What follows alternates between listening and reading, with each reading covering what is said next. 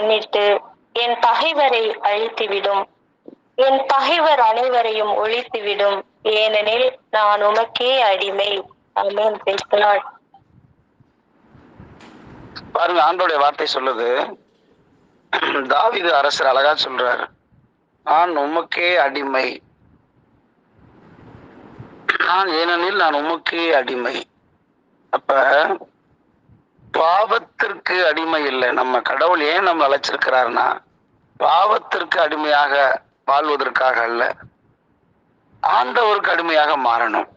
அதனாலதான் தாவீது அரசர் இன்றளவும் பேசப்படுகிறார்.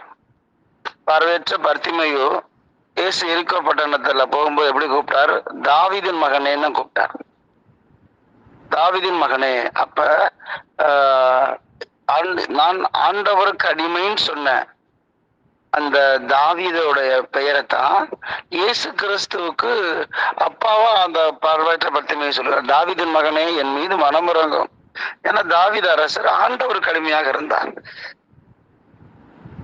இன்னைக்கு நம்ம எல்லாம் சாத்தானுக்கு அடிமையாக இருக்கிறோம், செல்போனுக்கு அடிமையா இருக்கிறோம், சாத்தானுடைய ஊனியல்புகளுக்கு அடிமை, பொறாமை, புரணி, சந்தேகங்கள், இன்னும் சொல்ல போனா பல்வேறு விதமான பாவங்களுக்கு அடிமையா இருக்கிறோம். தாவீது அரசர் ஆண்டவருக்கு அடிமையாக இருந்தார். அப்ப நம்ம என்ன செய்யணும்னா தாவீது அரசரை போல ஆண்டவரே நான் உங்களுடைய அடிமைன்னு சொல்லணும். பாவத்துக்கு அடிமை நம்ம சொல்லவே கூடாது, ஆண்டவர் உமக்கு அடிமை. அப்பதான் ஆண்டவர் நிறைய அற்புதங்களை செய்வார், நிறைய அதிசயங்களை செய்வார். ஏன்னா பாருங்க, தாவீது அரசர் வாழ்ந்தது கிமு 1000 ஆண்டுகள்ல, கிமு 1000 ஆண்டுகள் தான் தாவீது அரசர். புதிய ஏற்பாடு எழுதப்பட்ட காலம் கிவி 100 ஆண்டுகள்ல தான் எழுதினாங்க. அப்ப எத்தனை வருஷம் பாருங்களேன், இதுல ஒரு 1000, இதுல ஒரு 1000, இதுல ஒரு 30 ஆண்டு, 30, இதுல ஒரு 100 ஆண்டுகள்கிட்ட இருக்கு. அப்ப அப்படிப்பட்ட 1100 ஆண்டுகளுக்கு பின்பு புதிய ஏற்பாட்டை எழுதும் பொழுது பரிசுத்த ஆவியானவர் தாவீதை குறித்து என்ன சொல்றாருன்னா, திருத்துதர் பணிகள் 13வது அதிகாரம் 22வது வார்த்தை படிச்சு பாருங்களேன். திருத்துதர் பணிகள் 13வது அதிகாரம் 22.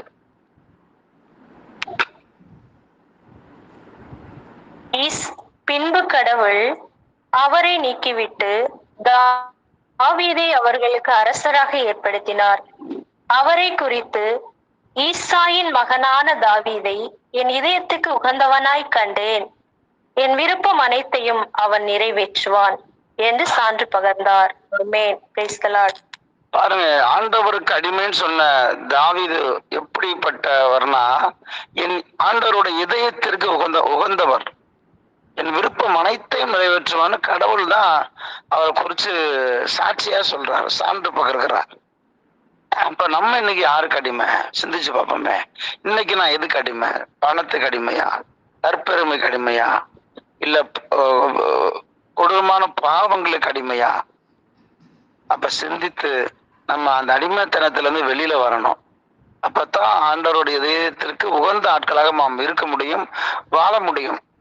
அப்ப நம் பொருட்டு கடவுள் நிறைய அற்புதங்களை செய்வார், நம் மூலமா செயல்படுவார், நமக்காக செயல்படுவார், எங்க போன கூடவே இருப்பார். ஏன்? நம்ம அவருடைய அடிமை, அவருடைய அடிமை. எத்தனை பைபிள் சொல்லுது?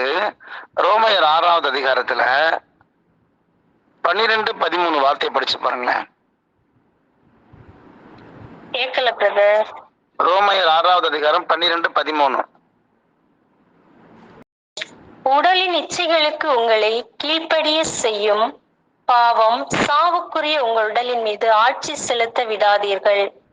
நீங்களோ உங்கள் உறுப்புகளை தீவினையின் கருவிகளாக பாவத்திற்கு ஒப்புவிக்காதீர்கள். மாறாக இறந்தும் வாழ்வோராய் உங்களை கடவுளிடம் ஒப்படையுங்கள். கடவுளுக்கு ஏற்புடையதை செய்வதற்குரிய கருவிகளாய் உங்கள் உறுப்புகளை அவரிடமே ஒப்படையுங்கள். ஆமென். பாருங்க, அந்த வார்த்தை ரொம்ப ஆழமான வார்த்தை, ரொம்ப ஆழமான வார்த்தை. எப்படின்னா, உடலின் இச்சைகளுக்கு உங்களை கீழ்ப்படை செய்யும் பாவத்தை உங்கள் மீது ஆட்சி செய்ய விட்டு விடாதீர்கள். உடலின் இச்சைகளுக்கு கீழ்ப்படை செய்யும். அப்ப அந்த உடல் இச்சைகளுக்கு அடிமையா இருக்குது. அப்ப அந்த பாவம் நம்ம உடலை அடிமைப்படுத்துது. அப்ப அந்த திருத்தூர் பவுல் மூலமா பரிசுத்த ஆவியானவர் சொல்லுகிறார், மாறாக உங்கள் உடல் உறுப்புகளை கடவுளிடம் இறந்தும் வாழ்வோராய் கடவுளிடம் ஒப்படைங்கள், அப்பொழுதுதான் கடவுளுக்கு ஏற்புடைய செயல்களை வந்து நம்ம செய்ய முடியும்னு சொல்றார். எனவே நம்ம என்ன செய்யணும்? நம்மளுடைய உடல் உறுப்புகள் ஆண்டவருக்கு சொந்தமாக மாறணும். அவிலா தெரசம்மாளுடைய வார்த்தை இப்படித்தான் சொல்லுது. என்ன சொல்றாங்க அவிலா தெரசம்மாள்? ஆண்டவருக்கு வேறு கண்கள் கிடையாது, உன் கண்களை விட்டால். ஆண்டவருக்கு வேறு கைகள் கிடையாது, உன் கைகளை விட்டால். ஆண்டவருக்கு வேறு கால்கள் கிடையாது, உன் கால்களை விட்டால். ஏனென்றால் உன் மூலமாகத்தான் அவர் செயல்பட போகிறார். உன் மூலமாகத்தான் நற்செய்தி அறிவிக்கப்படுகிறது. உன் மூலமாகத்தான் அவருடைய நாமம் மகிமைப்பட போகிறது. உன் மூலமாகத்தான் மக்கள் ஆண்டவருக்கு சொந்தமாக மாறப்போகிறார்கள். எனவே உங்கள் உடல் உறுப்புகளை கடவுளுக்கு சொந்தமாக கொடுங்கன்னு கேட்கிறாங்க, சொல்றாங்க அந்த அம்மா. அப்ப இன்னைக்கு என்னுடைய உடல் உறுப்புகள் யாருக்கு சொந்தமா இருக்கு பாருங்க. நிறைய பேருடைய உடல் உறுப்புகள் சாத்தானுக்கு சொந்தமா இருக்கு. ஏன்? எப்படியாவது எதுலையாவது நம்ம சாத்தான் நம்ம அடிமைப்படுத்தி வச்சிருக்கிறான். ஒரு சில பேருக்கு தற்பெருமையில எதுக்கெடுத்தாலும் நான் நான் நான் நான் நான் தற்பெருமை வந்து சாத்தானுக்குரியது. ஒரு சில பேர்ல நான் ஜெபம் பண்ணா பேய் ஓடும், நான் ஜெபம் பண்ணா நோய் சுகமாகும். அப்ப நினைச்சுக்க வேண்டியதான் அந்த மனுஷன் சாத்தான்ல மூழ்கடிக்கப்பட்டிருக்கிறான். கடவுள் நான் ஒண்ணுமே இல்லை, கடவுள் என் மூலமா செயல்படுகிறார், என் மூலமா ஆண்டவர் செயல்படுகிறார், அப்படித்தான் நம்ம சொல்லணுமே தவிர நான் ஜெபிச்சேன் நான் வந்தனாலே அது தற்பெருமையோட ஒரு ஆணி வேறு உள்ள இருக்குன்னு அர்த்தம். நான் ஒண்ணுமே இல்லை, நான் ஒரு விளக்கமாறு, கடவுள் என்னை எடுத்து பயன்படுத்துகிறார், என் மூலமா அவர் செயல்படுகிறார், என் கிடையாது, நான் ஒண்ணுமே இல்லை அப்படின்னு நம்ம சொல்ல கற்றுக்கொள்ள வேண்டுமேனா தற்பெருமைகள் தான் இன்னைக்கு நிறைய பேருடைய வாழ்க்கையை சின்ன பின்னமாக்கிறோம். எங்க போனாலும் நம்ம அறியப்படணும். ஒரு கூட்டம் இருந்துச்சா அதுல நம்ம எப்படி எல்லாரும் நம்மள்ட்ட வந்து பேசணும், நம்ம அந்த கூட்டத்துல நம்ம வந்து எல்லாருக்கும் மத்தியில நம்ம எல்லாருக்கும் தெரியணும். இப்படி நம்மளை பற்றியே நம்ம ஒரு தற்பெருமையா இருக்கிற பாருங்க. இதெல்லாம் சாத்தானுக்குரியது. சாத்தான் நம்மளை அடிமையாக்கி வைத்திருக்கிறான். ரெண்டாவது இந்த சின்ன சின்ன பாவங்கள், சோம்பேறித்தனம், அதிகமா போஜன பிரியம், ஆணவம், இருமாப்பு, சோம்பேறி, இந்த சோம்பேறித்தனம்லாம் பெரிய பாவங்கள். இதெல்லாம் நம்ம சாத்தானுக்கு அடிமையா மாறிட்டோம். அப்ப நம்ம வாழ்க்கையில் நிறைய அற்புதங்கள் நடக்காது. சீக்கிரம் எந்திரிக்கணும். ஒரு சில பேருக்கெல்லாம் பார்த்தோம்னா நிறைய துன்பங்கள் இருக்கும், தாங்க முடியாத துன்பங்கள். இது எல்லாமே ஃபெயிலியரா இருக்கும். பொருளாதார ரீதியா, உடல் சுக ரீதியா, இன்னும் ஆவிக்குரிய வாழ்க்கையில இன்னும் பல்வேறு விதமான பிரச்சனை நம்ம கட்டப்பட்டு கிடப்போம். எல்லாவற்றிலையும் அடிமேல் அடி விழுகுது. அப்ப நம்ம என்ன செய்யணும்? அதிக நேரத்தை ஆண்டவர் கொடுக்கணும். சோம்பேறித்தனத்திலிருந்து வெளியில வரணும். அப்பத்தான் கடவுள் என்ன செய்வார்? நம்மளுடைய ஜெபங்களை முன்னிட்டு, நமக்கு ஆண்டவர் கொடுக்கிற நேரத்தை முன்னிட்டு நம்ம குடும்பத்துல நிறைய அற்புதங்களை செய்வார். இல்லைன்னா சாத்தான் கட்டி வச்சிருவான். துன்பத்திலே வாழ நம்ம கத்து கொடுத்துருவான். நம்ம முன்னேறவே முடியாது. அப்ப என்ன செய்யணும்? கடவுள் நம்முடைய அடிமைத்தனங்களை உடைக்கணும்னா நம்ம உடல் உறுப்புகளை ஆண்டவருக்கு சொந்தமா மாத்தணும். அப்பதான் அற்புதங்களை ஆண்டவர் செய்வார். நம்ம பாவ அடிமைத்தனத்துல இருந்துகிட்டு ஜெபம் பண்ணக்கூடாது. பாவ அடிமைத்தனத்துல இருந்துகிட்டு ஏசப்பா ஆசீர்வதிப்பாருல்ல, அந்த பாவத்தை தூக்கி எறியணும். தாவீது அரசரை போல நான் ஆண்டவருடைய அடிமைன்னு சொல்ல நம்ம கற்றுக்கொள்ள வேண்டும். பாருங்க, இன்னொரு வசனம், ரோமையர் 6வது அதிகாரத்துல 22வது வார்த்தை. ரோமையர் 6:22. ஆனால் இப்பொழுது நீங்கள் பாவத்தினின்று விடுதலை பெற்று கடவுளுக்கு அடிமைகள் ஆகிவிட்டீர்கள். இதனால் நீங்கள் காணும் பயன் தூய வாழ்வு, இதன் முடிவு நிலை வாழ்வு. ஆமென். Praise the lord. பாத்தீங்களா? கடவுளுக்கு அடிமையானதான் நமக்கு கிடைக்கக்கூடியது என்னது? தூய வாழ்வு. அப்படியெல்லாம் மனதில் வைத்துக் கொள்ள வேண்டும். ஒன்று பாவத்துல வாழ்ந்தா அது அசுத்த வாழ்வு. கடவுளுக்கு அடிமையான தூய வாழ்வு, அது அதனுடைய முடிவு தான் நமக்கு நிலை வாழ்வு. அப்படின்னா மகிழ்ச்சியான வாழ்க்கை நமக்கு இருக்குங்க. அப்ப கடவுள் ஏன் என்னை ஆசீர்வதிக்கல? சாத்தா என்னை வந்து ஏதோ ஒரு வகையில ஏதோ ஒரு பாவத்துல என்னை அடிமையாக்கி வச்சிருக்கிறான். அதனாலதான் என்னால வந்து மீண்டு வெளியில வர முடியல. அதுதான் பைபிள் சொல்லுது. அப்ப நீ கடவுளுக்கு அடிமையா மாறி பாருங்கள், அப்பொழுது உங்களுக்கு கிடைக்கிறது தூய வாழ்வு. அப்ப நம்ம கடவுளுக்கு, நம்ம உடல் உறுப்புகளை கடவுளுக்கு அடிமையா மாத்தணும். அப்பதான் என்ன ஆகும், நிறைய அற்புதங்களை ஆண்டவர் செய்வார். அதுதான் அன்னை மரியாள் செய்தார்கள். லூக்கா நற்செய்தி 1வது அதிகாரம் 37வது வார்த்தை.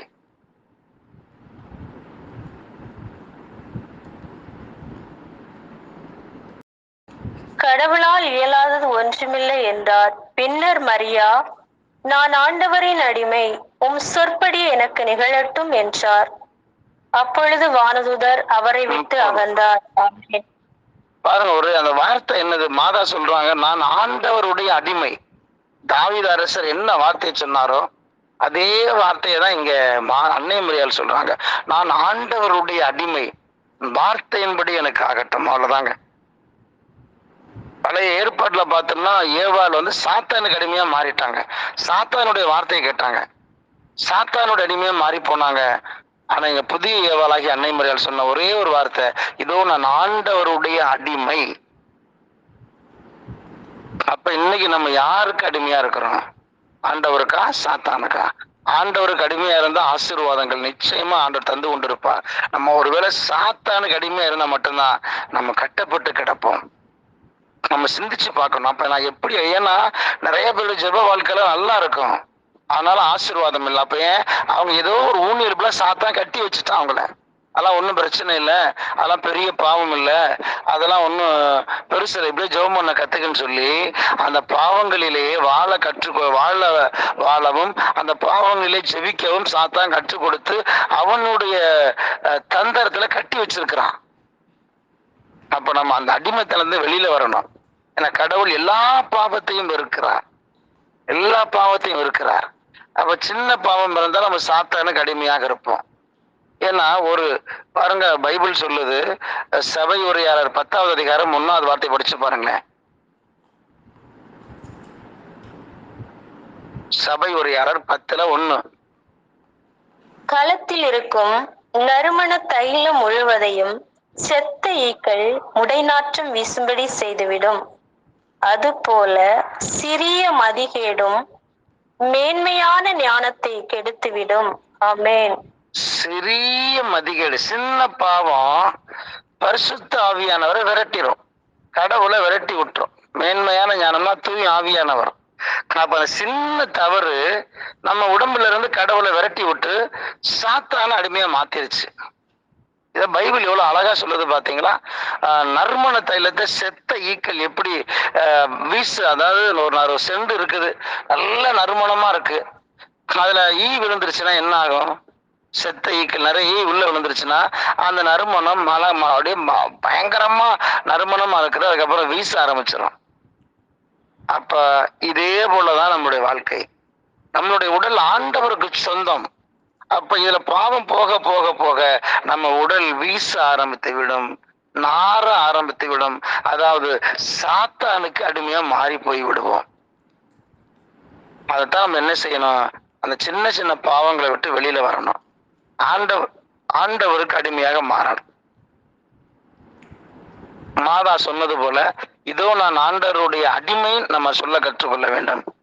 அதை விட்டு நான் செல்போனுக்கு அடிமை, தூக்கத்திற்கு அடிமை, புறணிக்கு அடிமை, பொய் சொல்றதுக்கு அடிமை, விபச்சாரத்துக்கு அடிமை, இன்னும் பார்த்தீங்கன்னா ஏமாற்றுவதற்கு அடிமை, சந்தேகப்படுவதற்கு அடிமை, வார்த்தைகளில் நிறைய பேரை காயப்படுத்துவதற்கு அடிமைன்னு சொல்லி நம்ம இப்படி பல்வேறு அடிமைகளுக்கு நம்ம அடிமைத்தனத்துல கட்டப்பட்டு கிடக்கிறோம். இதெல்லாம் தூக்கி எறிஞ்சிட்டு, இதோ மாதா சொன்னது போல, தாவீது அரசர் சொன்னது போல, இதோ நான் ஆண்டவருடைய அடிமை, அவ்வளவுதான். அப்பொழுதுதான் நம்ம ஆண்டவருக்கு அடிமையா மாறினா மட்டும்தான் கடவுள் நமக்கு நிறைய அற்புதங்களை செய்வார். சாத்தானுக்கு அடிமையா இருந்துகிட்டு கடவுளை மாட்சிமைப்படுத்த முடியாது. சாத்தானுக்கு அடிமையா இருந்துகிட்டு கடவுள் நம்மளுமா செயல்பட மாட்டார். சாத்தானுக்கு பாவத்துக்கு அடிமையா இருந்தா பாவம் தான் செயல்படும், பாவம் தான் நம்ம நம்மளை வழி நடத்தும். எனவே தான் நம்ம அதை விட்டு வெளியில வரணும். ஒரு சின்ன பாவம், ஒரு சிறிய மதிகேடு கடவுளை நம்மிடமிருந்து துரத்தி விட்டுரும். எனவே கிறிஸ்துக்கள் பிரியமானவர்களே, நாம் அன்னை மரியாளை போல ஆண்டவருக்கு அடிமையாக மாறணும். பாருங்க, அன்னை மரியாளை குறித்து நம்ம ரொம்ப ஆழமா நம்ம தெரிந்து கொள்ள வேண்டும். ஏன்னா அன்னை மரியாள் யாராலுமே அறிந்து கொள்ள முடியாத, புரிந்து கொள்ள முடியாத ஒரு கடவுளுடைய படைப்பு. ஜென்ம பாவம் இல்லாம பிறந்திருக்கிறாங்க. ஒன்று, அந்த அம்மா வந்து ஜென்ம பாவமே இல்லை. உலகத்துல அத்தனை பேருக்கும் ஜென்ம பாவம், பிறக்கிற எல்லாருக்கும் ஜென்ம பாவம். ஆனா அன்னை மரியாள் ஜென்ம பாவம் இல்லாமல் பிறந்தார்கள். அப்ப இதுவே நமக்கு வந்து கடவுளுடைய படைப்புல இப்படி ஒரு படைப்பு. எல்லாருமே சரி, திருமுழுக்கு யோவானா இருக்கட்டும், எலியாவா இருக்கட்டும், எலிசாவா இருக்கட்டும், மோசேவா இருக்கட்டும், எப்படிப்பட்ட இறைவாக்கினர்களா இருக்கட்டும், எல்லாரும் ஜென்ம பாவத்தோடு பிறந்தார்கள். திருமுழுக்கு யோவான் தாயின் கருவில சுத்தமா மாறுறாரு. ஆனா அவரு கரு கூட்டும் போது ஜென்ம பாவத்துலதான் அவரு கரு கூட்டப்பட்டது. அன்னை மரியாள் கருவில் உற்பத்தி ஆகும் போது கூட ஜென்ம பாவம் இல்லாமல் இருந்தார்கள். அப்ப அந்த மரியாதை குறித்து நாம் நிறைய அறிந்து கொள்ள வேண்டும். குறிப்பா கடவுள் வந்து இந்த ஏதோ ஆண்டவருடைய அடிமைன்னு சொன்ன அன்னை மரியாளுக்கு நிறைய நிறைய பணிகளை கொடுத்தார். மற்றவங்க எல்லாம் புனிதர்கள் அப்படி இல்லை. அன்னை மரியாளுக்கு நிறைய பணிகள். உதாரணத்துக்கு பாருங்களேன், பழைய ஏற்பாடுல நீ படிச்சு பாத்தீங்கன்னா வான தூதர்கள் தான் விண்ணகத்துல இருந்து இறங்கி வந்து பழைய ஏற்பாடு முழுக்க முழுக்க விண்ணக பணியை சொல்லுவாங்க. ஆபிரகாம்கிட்ட இருக்கட்டும், இல்ல ஈசா கிட்ட இருக்கட்டும், இல்ல யாக்கோபுட்டா இருக்கட்டும், இல்ல எலியாவா இருக்கட்டும், இல்ல எலிசாவா இருக்கட்டும், எல்லாத்தையும் வந்து தூதர்கள் பேசினாங்க. கடவுளுடைய திட்டத்தை வெளிப்படுத்தினாங்க. பரலோக பணிகளை எல்லாம் பூமியில செய்தது தூதர்கள், பழைய ஏற்பாடு முழுக்க. ஆனா நீ புதிய ஏற்பாடு பாருங்க, அன்னை மரியாள் விண்ணக மன்னக அரசியாக முடிசூட்டப்பட்டதுக்கு பின்பு எந்த தூதர்களும் இப்ப பூமிக்கு வரல. விண்ணகத்திலிருந்து கடவுளுடைய வார்த்தைகளை சுமந்து கொண்டு வருது மாதா தான். பாருங்க, எல்லா இடங்கள்லையும் கடவுளுடைய அந்த திட்டங்களை போல மாதா வெளிப்படுத்திட்டு இருக்காங்க. பாத்திமாவுல பாத்தீங்கன்னா நிறைய வெளிப்படுத்தினாங்க. வேளாங்கண்ணியில, குவாடலூப் அன்னை, லாஸ் லாஜஸ் அன்னை, சலித் மாதா, இன்னும் சொல்லிக்கிட்டே போலாங்க. எல்லா இடங்கள்லையும் அந்த அன்னை மரியாள் காட்சி கொடுத்து பரலோகம் சொன்னது போல சொல்லிக்கிட்டு இருக்கிறாங்க. அப்ப கடவுளுடைய பணிய தூதர்களை போல, பழைய ஏற்பாடுல தூதர்கள் செய்தது போல இப்ப புதிய இந்த ஏற்பாட்டுல அன்னை மரியாள் செய்து கொண்டிருக்கிறார்கள். அந்த பணியை கடவுள் கொடுத்துட்டார் மாதாட்ட.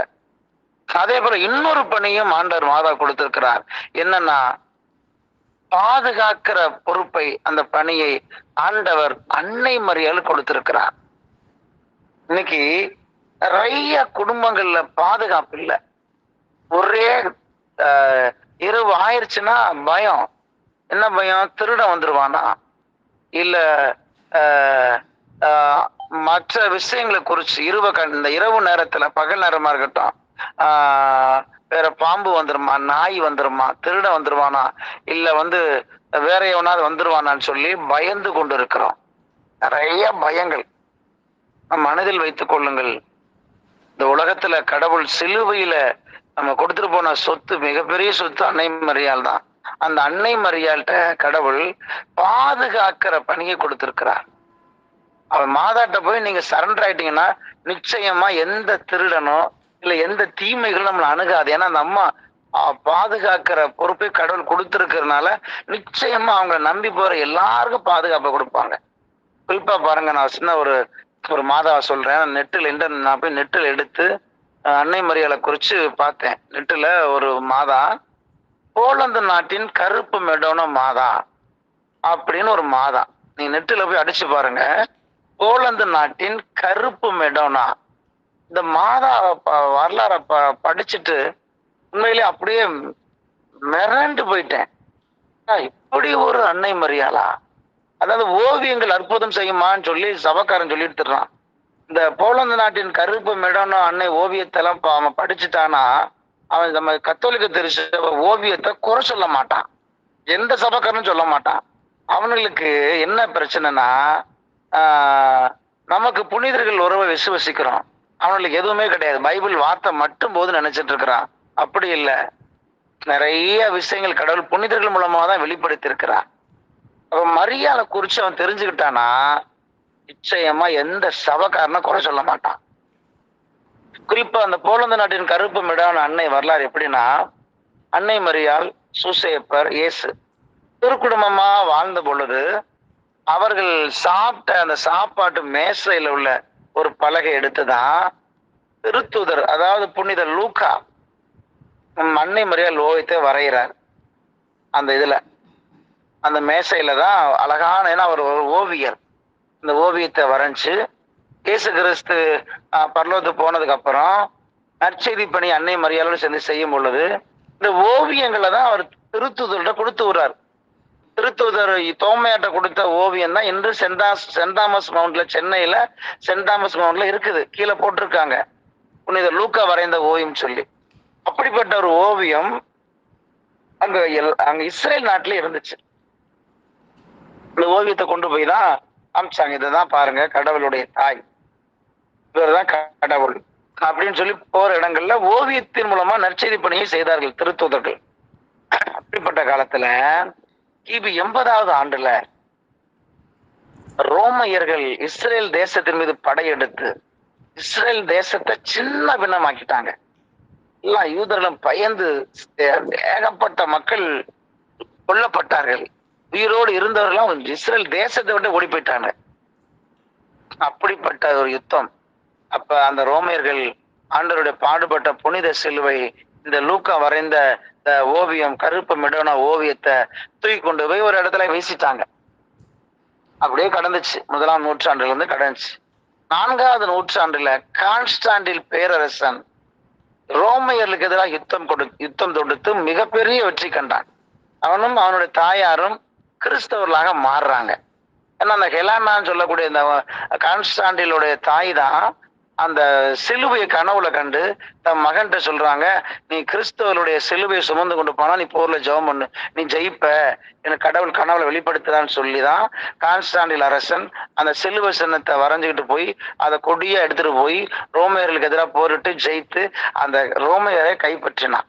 அதற்கு பின்புதான் ரோமையர்கள் அந்த ரோம் நாடு கிறிஸ்தவர்களுக்கு சொந்தமா மாறுச்சு. அப்படி இருக்கும்போது இந்த ஹெலானா தான் அந்த பரிசுத்தமான ஏசப்பா சிலையில் அறையப்பட்ட சிலுவையும் இந்த கருப்பு மெடன ஓவியத்தை அந்த அம்மா தான் கண்டுபிடிக்கிறாங்க. கண்டுபிடிச்சு கான்ஸ்டாண்டில் அந்த நகரத்துல ஒரு ஆலயத்துல வச்சிருக்காங்க அந்த சிலுவைய, அந்த ஓவியத்தை, கருப்பு மெடோனோ, போலந்து நாட்டின் கருப்பு மெடோனோ அந்த ஓவியத்தை. சில ஆண்டுகள் போகுது. அதற்கு பின்பு அரேபியர்கள் யுத்தம் கொடுக்க வராங்க அந்த கான்ஸ்டாண்டில் அந்த பட்டணத்துக்கு எதிராக. அப்ப அங்கிருந்த மக்கள் இந்த கருப்பு மெடோனோ அந்த ஓவியத்தை எடுத்து அப்படியே அந்த பட்டணத்தை சுத்தி ஜெபம் பண்ணி வர்றாங்க, ஜெபம் பண்ணிக்கிட்டே வர்றாங்க. அப்ப அந்த அரேபியர்கள் அருகில் வந்த உடனே என்ன செய்யறதுன்னு தெரியாம அந்த ஓவியத்தை அப்படியே அந்த சுவர்ல வச்சுட்டு பயந்துட்டு ஓடிட்டாங்க. போர் தொடுக்க வந்த அந்த அரேபியர்கள் சுரூபத்தை பார்த்து அவங்களுக்கு என்ன நடந்ததுன்னு தெரியல, வந்தவங்க தலைதெறிக்க ஓட ஆரம்பிச்சிட்டான். ஏன்னா என்ன காரணம்னா அனல் அக்கினி, எப்படி எலியாவின் நெருப்பு தேர்கள், நெருப்பு குதிரைகள் வந்து எலிசாவை பாதுகாத்துச்சோ, எலிசாவை பாதுகாக்க பரலோகத்திலிருந்து அந்த நெருப்பு தேர்கள், நெருப்பு குதிரைகள் வந்துச்சோ, அது போல ஒரு நெருப்பு அந்த குதிரைகள் வந்த போர் குதிரைகள் வந்த போர் வீரர்கள் மிரண்டு தலைதெறிக்க ஓடிட்டாங்க. இந்த கருப்பு மெடோனா அன்னை அன்று கான்ஸ்டாண்டில் பட்டணத்தை பாதுகாத்தார்கள். இன்னைக்கு நம்ம வாழ்க்கையில சாத்தான் அப்படிதான் வருவான். பல துன்பங்கள் வரும், பல வியாதிகள் வரும். நம்ம மரியாள் என்ற அந்த பரிசுத்தமான தாயின் இதயத்துக்குள்ள இருந்தா மட்டும்தான் நாம் பாதுகாக்கப்படுவோம். இதைத்தான் அன்னை மரியாள் சொன்னாங்க பாத்திமாவுல, இறுதியில் என் இதயம் மாசற்ற என் இதயம் வெற்றி பெறும் சொல்லியிருக்கிறாங்க. அப்ப இன்னைக்கு நம்ம பாதுகாக்கப்படணும்னா எல்லா சாத்தான் பிடியிலிருந்து, தெய்வனைகள் பிடியிலிருந்து, எல்லா விதமான கடன் பிரச்சனைகளிலிருந்து, எல்லா விதமான தரித்திரங்களிலிருந்து நாம் விடுவிக்கப்பட வேண்டும். விடுவிக்கப்படணும்னா நாம் இருக்க வேண்டிய இடம் அன்னை மரியாளுடைய மாசற்ற இதயத்துல இருந்தா மட்டும்தான் நாம் பாதுகாக்கப்படுவோம். ஏன்னா அங்கதான் சாத்தான் வர முடியாது. சாத்தான் நுழைய முடியாத ஒரு இடம் தேவதாயின் மாசற்ற பிரசுத்தமான திரு இருதயம். பக்கத்துல வந்தா எரிஞ்சு சாம்பலா போயிடும், பக்கத்திலே வரமாட்டான். அப்ப அந்த கான்ஸ்டாண்டில் பட்டணத்தை அன்னை மரியாள் பாதுகாத்தார்கள். இப்படி 10 நூற்றாண்டு வரைக்கும், 1000 ஆண்டுகள் வரைக்கும் அந்த கருப்பு மெடோனா அன்னை அங்கதான் இருந்தாங்க. பின்பு என்னாச்சுன்னா போலந்து நாட்டுக்கு அந்த ஓவியத்தை கொண்டு போறாங்க. கொண்டுட்டு போனா அங்க கொண்டு போய் வச்சிருக்கிறாங்க. அப்பொழுது என்ன ஆகுதுன்னா துருக்கியர்கள் போர் தொடுக்க வராங்க. அப்ப போலந்து ரஷ்யா தேசத்துலதான் இருந்துச்சு. துருக்கியர்கள் போர் தொடுக்க வரும் பொழுது போர் தொடுத்ததுல அந்த யுத்தத்துல ஒருத்தன் எய்தின ஒரு அம்பு அந்த அன்னை மரியாளுடைய அந்த கருப்பு மெடோனா ஓவியத்துல மாதாவுடைய கழுத்து பகுதியில போய் நல்லா அழுத்தமா பதிஞ்சிருச்சு. அப்ப அங்கிருந்த புனித தனிஸ்லாஸ்ன்னு சொல்லி எப்படி என்ன செய்யறாரு, அந்த அம்பை புடுங்கிட்டு அந்த ஓவியத்தை எடுத்துக்கிட்டு குதிரையில வேகமா போறாரு. இருட்டாயிருச்சு. இருட்டான உடனே அங்கிருந்த பவுலின் சபை துறவிகள் இல்லத்துல போய் தங்குறாரு. தங்கிட்டு அந்த ஓவியத்தை அங்க வச்சுட்டு காலையில நம்ம ஊருக்கு கொண்டு போயிடலான்னு சொல்லி அவர் இருக்கும் பொழுது காலையில விட்டுஞ்ச உடனே அந்த ஓவியத்தை எடுத்துட்டு குதிரையில கிளம்புறாரு. குதிரை போகுதில்ல. என்னென்னமோ செஞ்சு பார்த்தாரு, அடிச்சாரு, மிதிச்சாரு, அது அசையல. அந்த ஓவியத்தை வச்சுட்டு குதிரையில ஏறாரு, அது போகுது. அப்ப கண்டுபிடித்தார், இந்த ஓவியம் இங்கதான் இருக்குன்னு சொல்லி அங்க வச்சுட்டார். அப்ப அந்த ஓவியத்துல அன்னை மரியாளுக்கு ஒரு பலமான காயம் கழுத்து பகுதியில் வந்துச்சு. இது நடந்தது 14ஆம் நூற்றாண்டு, 1300, 389 இப்படி. திருப்பி 15ஆம் நூற்றாண்டுல என்ன நடந்துச்சுன்னா, மீண்டும் இந்த சுரூபங்களை உடைக்கக்கூடியவர்கள் வராங்க. நம்ம உலகம் ஃபுல்லா இருந்த கத்தோலிக்க திருச்சபையில சுரூபங்களை உடைச்ச இக்னோபிளாஸ்ட்ன்னு சொல்லி அந்த சுரூப உடைப்பாளர் என்ன செஞ்சாங்க, எல்லா சுரூபங்களையும் உடைத்து தேவாலயங்களை கடந்த சுரூபங்களை உடைத்து வந்த பொழுது இந்த பவுலின் சபை துறவிகள் இருக்கிற இடத்துக்குள்ள வந்து அங்கிருந்த சுரூபங்களை உடைச்சு போட்டுட்டு அங்கிருந்த இந்த கருப்பு மெடோனா அன்னை ஓவியத்தை, போலந்து நாட்டின் கருப்பு மெடோனா அன்னை அந்த ஓவியத்தை எடுத்துட்டு போறாங்க. கொண்டு போய் அங்கிட்ட எரிக்கிறது கொண்டு போறாங்க. போகும்போது என்ன செய்யறான், ஒருத்தர் ஏறி குதிரையில உட்காந்துட்டான். போனா குதிரை போவதில்லை. அவனும் அடிக்கிறான். அவன் கூட வந்து அத்தனை அந்த சபை அந்த சுரூபங்களை உடைத்தனவர்கள் யாருடைய குதிரையும் போவதில்லை. எல்லாம் அங்கேயே நிக்குது. உடனே பார்த்தாங்க, அப்ப இந்த ஓவியத்துலதான் என்னமோ இருக்குது, அதான் அந்த குதிரை போகுதுன்னு சொல்லி என்ன பண்ணான் ஒருத்தன், அந்த ஓவியத்து முகத்துல ஓங்கி ஒரு வெட்டு வெட்டுனான். 2வது கத்தில ஒரு வெட்டு வெட்டுனான். 3வதா வெட்ட ஆரம்பிச்சான் பாருங்க, சுருண்டு விழுந்து அங்கே செத்துட்டான். உடனே கூட இருந்தவங்களா பயந்துட்டு, ஐயோ இந்த ஓவியம் ரொம்ப டேஞ்சரான ஓவியம் சொல்லிட்டு எல்லாரும் ஓடிய போயிட்டாங்க. இந்த ஓவியத்தை வெட்டினவன் 3வது வெட்ட கை ஓங்கினா செத்து போயிட்டான். திருப்பி அந்த ஓவியத்தை எடுத்து வச்சிருக்காங்க பத்திரமா. இப்படி இருக்கும் பொழுது முகத்துல அந்த 2 வெட்டு, கழுத்துல உள்ள காயம் அந்த ஓவியத்துல அப்படியே இருக்குது. அந்த புனித லூக்கா வரைஞ்ச ஓவியத்துல அங்கிருந்த அந்த பவுலின் சபை துறவிகள் என்ன பண்றாங்க, ஓவியங்கள் சுரூபங்களை செய்யக்கூடிய ஆள்கிட்ட கொடுத்து அந்த முகத்தெல்லாம் நல்லா அழகுபடுத்தி காயத்தெல்லாம் மறைச்சு, கழுத்துல காயத்தையும் மறைச்சு நீ கொண்டுட்டு வாங்கன்னு சொல்லி கொடுக்குறாங்க. அந்த புகழ்பெற்ற ஓவியர் என்ன செய்யறாரு, எல்லாம் அப்படியே நீட்டா அப்படியே காயங்கள் எல்லாம் அப்படியே நீட்டாக்கி கொண்டுட்டு வர்றாரு. நைட்டு கொண்டாந்து தேவாலயத்துல வச்சாங்க. காலையில பார்த்தா காயங்கள் அப்படியே புதுசா வந்துருச்சு. முகத்துல 2 வெட்டு காயம், கழுத்துல ஒரு காயம். துறவிகள் பார்த்தாங்க, நேற்று சாயங்காலம் நல்லா அழகா இருந்துச்சு, எப்படி திருப்பி காயம் வந்துச்சுன்னு திருப்பி கொண்டு போய் கொடுக்குறாங்க. திருப்பி அந்த ஓவியர் அப்படியே நீட்டா பெயிண்டெல்லாம் அடிச்சு நல்லா நீட்டாகி சுத்தம் பண்ணி கொடுத்தார். அடுத்த நாள் காலையில போய் பார்த்தா மீண்டும் காயங்கள். அதுல இருந்து என்ன நினைச்சாங்க, ஒருவேளை அன்னை மரியாள் இந்த காயத்தோடு இருக்கிறத ஆசைப்படுறாங்க, ஏன்னா இந்த காயங்கள் எல்லாம் மக்களை காப்பாற்றுறதுதான் அந்த காயம் அப்படின்னு சொல்லி அந்த திருப்பி ஓவியத்தை கொடுக்கல. இன்றும் அந்த உலகத்துல இன்றும் அந்த ஓவியம் காயத்தோடு தான் மாதா இருக்கிறாங்க.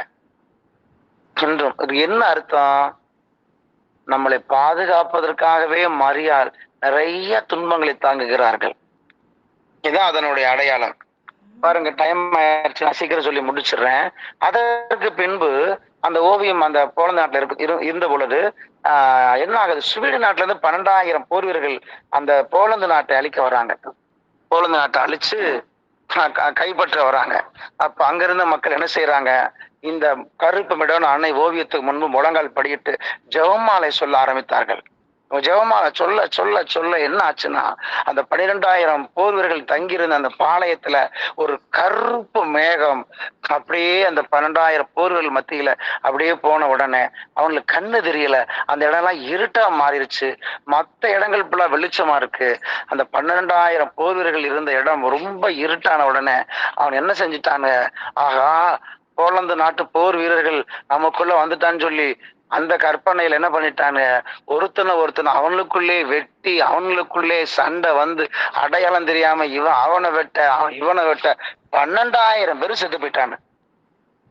அந்த போலந்து நாட்டின் அன்னை அன்று அந்த போலந்து மக்களை பாதுகாத்தார்கள். இது நடந்ததும் உண்மை நிகழ்வு. அதற்கு பின்பு என்ன ஆகுது, 1920 ரஷ்யா வல்லரசு தேசம் போலந்து நாட்டு மீது போர் தொடுக்குது.